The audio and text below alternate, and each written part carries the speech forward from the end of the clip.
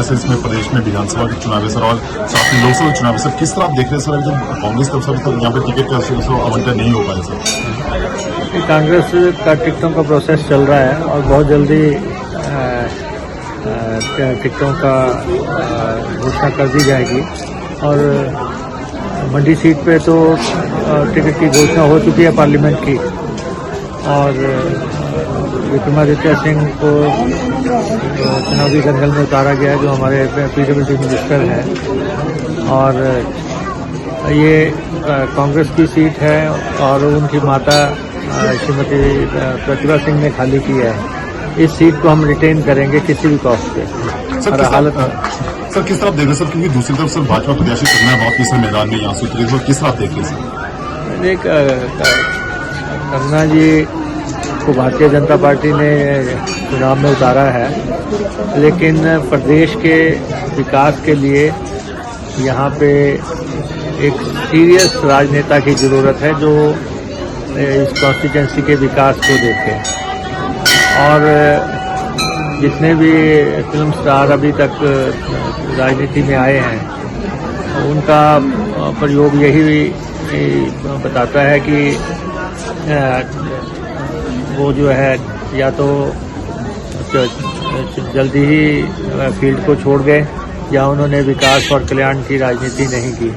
तो ये तो देवभूमि है और वीरभद्र सिंह जी की ये कर्मस्थली भी है।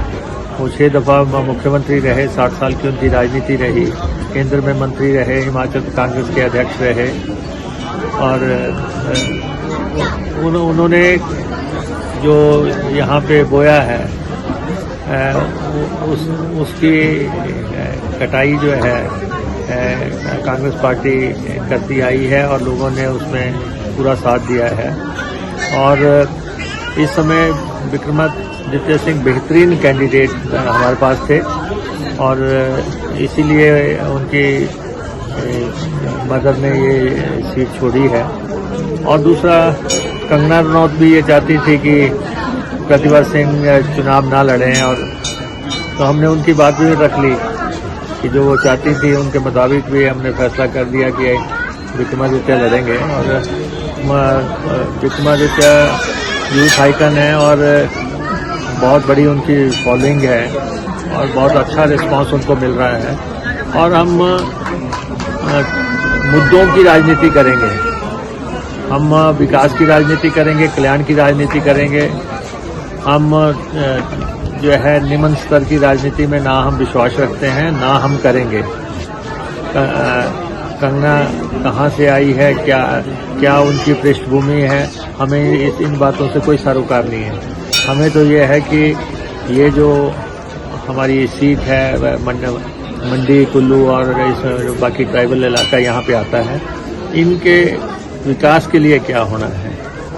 कुछ लोग इस चुनाव को जो है की दिशा भटकाना चाहते हैं, तो हमारा ऐसा कोई मकसद नहीं है। शुद्ध तौर पे मुद्दों की राजनीति होगी।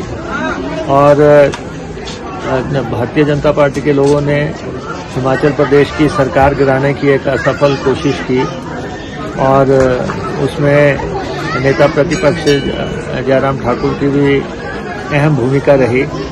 वो समय से पहले शॉर्टकट से जो है सत्ता पे काबिज होना चाहते थे, लेकिन नहीं हो पाए। हमने उनसे भी कहा है कि अब भारतीय जनता पार्टी प्रदेश में एक्सपोज हो गई है कि उन्होंने प्रदेश की सरकार गिराने के लिए साजिशें रची, षड्यंत्र किया। लेकिन सरकार हमारी न केवल बची है, लेकिन सरकार अब स्थिर है, स्थायी है, टिकाऊ है और ये सरकार लंबे अरसे तक चलेगी। क्योंकि आप देखते हैं कि हमारे पास इसमें 34 एमएलए हैं और बीजेपी के पास 25 एमएलए हैं। 9 का अंतर है। 9 के अंतर को किसी भी स्थिति में कोई भी चुनावी गणित जो है उसमें भारतीय जनता पार्टी की सरकार हिमाचल प्रदेश में नहीं बन सकती। और अगर 68 का भी हाउस होगा, अगर ये 6 सीटों के चुनाव के बाद 68 के हाउस में भी हमें तो 1 सीट की जरूरत है, उनको 10 की चाहिए, 10 चाहिए। इलेक्शन अभी 6 पे हो रहे हैं, तो उनकी सरकार कहां से बन जाएगी जो ये बार बार कहते हैं कि हम 4 जून को सरकार बना लेंगे। कोई सरकार की संभावना नहीं है।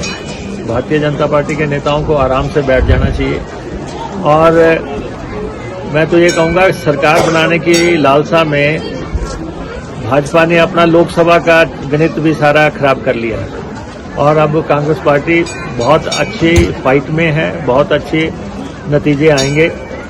2 कैंडिडेट हमने घोषित कर दिए, शिमला और मंडी के। 2 कैंडिडेट हम इस नेक्स्ट वीक में हम घोषित कर देंगे और उसके बाद जो हमारी 6 सीटें हैं जिन पे चुनाव हो रहा है,